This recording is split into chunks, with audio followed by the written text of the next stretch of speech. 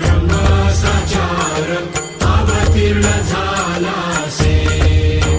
स्वामी दत्त दिगंबर आरती साई बाबा 8 दिवसा गुरुवारी भक्त खरी ती वारी प्रभुपद पाहावया भव भय निवारी आरती साई बाबा माझा निज द्रव्य ठेवा तव चरण रज सेवा मागणे हेची आता तुम्हा देवादिदेवा आरती साई बाबा चित दिन जातक निर्मल तोय निज सुख